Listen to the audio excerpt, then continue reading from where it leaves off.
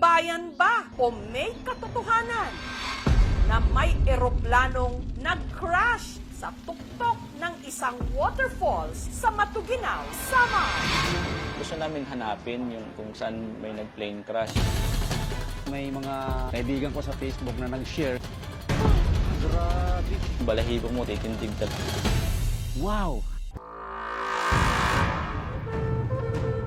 May waterfall sa Samar na hindi lang makapigil hininga ang ganda. Nababalot din ang kwento ng hiwaga. Sa tuktok daw kasi nito, di umano may bumagsak na eroplano. Sa tuktok ng bundok na ito sa Matuginaw, Samar, natatagpuan ang pinakamataas na talon sa buong probinsya. Kung titignan sa drone, ang tubig na bumabagsak mula rito, isang napakahabang puting guhit.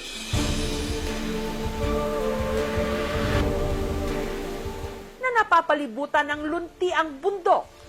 Sa nakakalula nga nitong taas na 2,600 feet, ang tubig mula rito hindi na raw halos umaabot o bumabagsak sa lupa. Ito ang napakagandang Hinuplakan Falls. Hinuplakan was discovered last 2020. Ito po ay kabahagi o kaparte ng ating municipal tourist attraction. Ang pangalan ng talon may kaugnayan daw sa isang kwentong bayan na nagpapalipad sa imahinasyon ng maraming waray sa loob ng napakahabang panahon. Ang ibig sabihin kasi ng hinuplakan, binagsakan. Ayon kasi sa mga kwento-kwento, ilang dekada nang nakararaan, ang tuktok ng talon, di umano, ang siyang pinaglandingan noon ng isang nag-crash na eroplano. And according to news, the pilot is very drunk. The airplane sank on Mount Hinuplakan. Bungkag ang eroplano. Pero sa tinagal-tagal ng panahon, ang pinaniniwala ang bumagsak na eroplano sa talon hanggang ngayon, hindi pa rin daw nakikita. Kaya marami ang nangahas na akyatin ito sa pag-asang mapatunayan kung ang balitang may bumagsak sa tuktok ng Hinuplakan Falls. Totoo! Nakita nyo, nakita. Isa sa mga lumaki sa kwentong ito, si Rodney. Merong mga maratanda na nagsasabi sa amin na meron daw eroplano na bumagsak doon malapit sa area. Hanggang nitong 2020, ang Mount Hinuplakan opisyal na binuksan ng lokal na pamahalaan ng Matuginaw sa mga bisita. Kaya si Rodney, isinakatuparan na ang matagal niyang plano. So ito na ang daan, kuya? Okay. Dahil kabubukas pa lang ng bundok nung umakyat sina Rodney, ang trail napakasukal. Kaya ang kanilang hike patungo sa summit, pahirapan. Ganda ako pa to. May bahagi pa nga ng trail kung saan sila'y nadulas at napakapit na lang sa mga sanga at ugat ng puno. Matapos ang 4 na oras, sa wakas, narating ng grupo ang summit ng Mount Hinuplakan. Talagang namanga kaming lahat kasi sobrang taas talaga. Balahibo mo, titindig talaga pag andun ka sa taas. Gusto namin hanapin yung kung saan may nag-plane crash. Wala kaming nakita dibdib. Ang kwento ng di umano bumagsak na eroplano, pumukaw rin sa interes ng vlogger na si Arnold. Narinig ko na ito kasi may mga kaibigan ko sa Facebook na nag-share patungkol dito. Kaya inakyat niya rin ito. Si Arnold na kaya ang makakatunton sa di umano pinagbagsakan ng eroplano sa Hinuplakan Falls? Alas 8 ng umaga nung sinimulan ni Arnold ang kanyang hike. Dito na kami sa may police station at dito na kami magsisimulang mag-hike papunta ng Hinuplakan. Average na lakad is 3 to 4 hours. Nagsisimula pa lang kami pero wasak ka na agad ng tuhod. Ito daw yung isa sa pinakamahirap na daan. Mga siguro 300 meters na slope. Ay, hindi pa rin siya pwede sa mga beginners na walang karanasan sa pag-akyat ng bundok. May mga ugat na pwede mong hawakan na hindi ka mahuhulog. Pero mahirap pa rin. Almost 3 hours na kami naglalakad dito para sa kagubatan.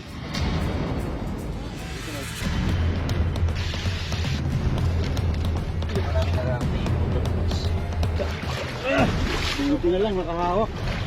Makalipas ang halos 4 na oras, Salamat, Lord.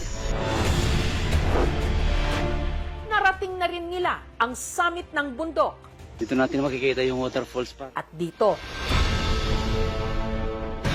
Ang taas! nalula sila sa taas at ganda ng talon. Ah, grabe!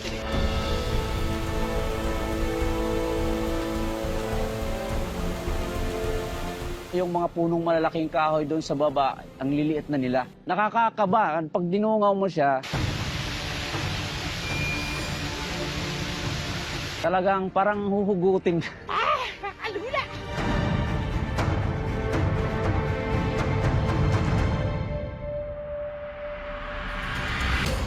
Si Arnold hindi na nagsayang pa ng oras. Agad sinuyod ang gubat para hanapin ang matagal ng laman ng mga kwento-kwento. Ang di umano, bumagsak ditong eroplano. Pero may basihan nga ba ang mga kwentong may nag-crash ditong eroplano? Sa pagkakaalam ko po, na may bumagsak na eroplano po, The airplane sank on Mount Sinuplacan. At may nakilala rin ang aming team na magkukumpirma raw na totoo ang plane crash sa tuktok ng Hinuplacan Falls. Sadto nga panahon, ako ang gindesignate sa namon mayor nga chief of police ang munisipyo Matuginaw. Tagikan kami upod akan pag-rescue.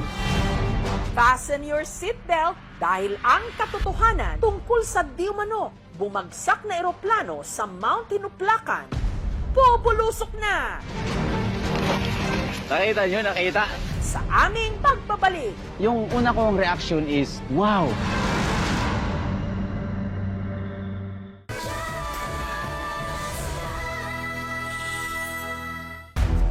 May kwentong bayan na matagal nang nagpapalipad sa imahinasyon ng mga tiga-Matuginaw sa Samar.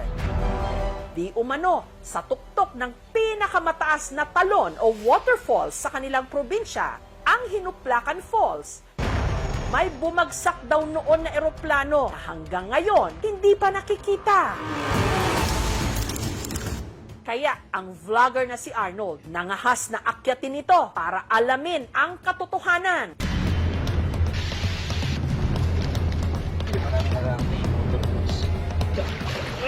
Makalipas ang ilang oras na buwis buhay nilang trek, Salamat, Lord. narating na rin nila ang summit ng bundok. Dito natin makikita yung waterfalls. Ah, grabe! Yung una kong reaction is, wow! Ang taas!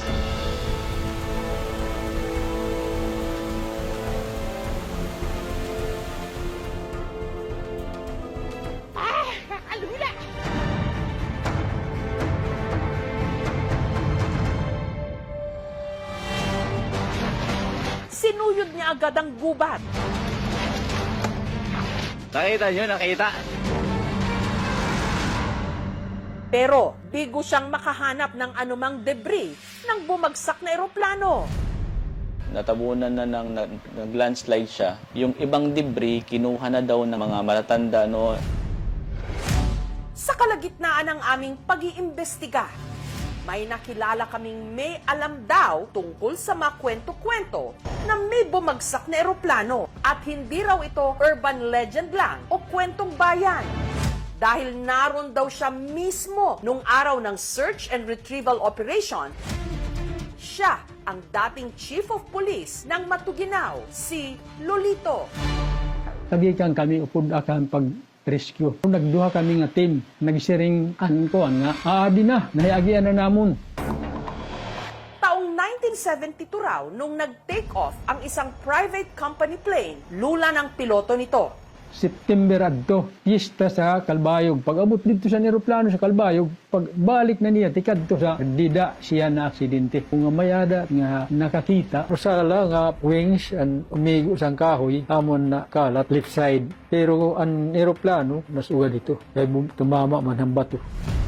Kabut sinuplakan, di na kinakikita, mambinangga. Hindi, lumubog. Sa kasamaang palad, ang piloto hindi na nakaligtas. Pero kung totoong may sinawing palad na eroplano doon noon, bakit wala na ang mga debris o bahagi nito? Saan po idinala ang mga debris? Ito na hindi ako maaram. Naisakay man ang helicopter ang mga kadaver.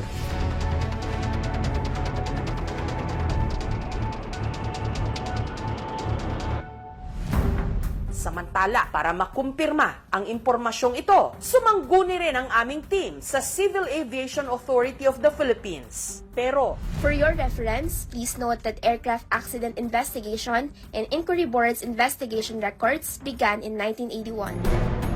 samantala, ang pamunuan ng bayan ng Matuginaw may paalala sa mga gustong umakyat ng bundok. Dapat may coordination po yung mga hikers, yung mga keepers na pupunta doon. Kasi we are preserving our nature. Hindi lahat ng kwentong bayan, kwentong barbero lang. Ngayon, ating napatunayan na ang kwento tungkol sa bumagsak na eroplano sa bahaging ito ng Talon sa Samar, hindi lang nilikha para magpalipad ng imahinasyon, kundi beripikado talagang impormasyon.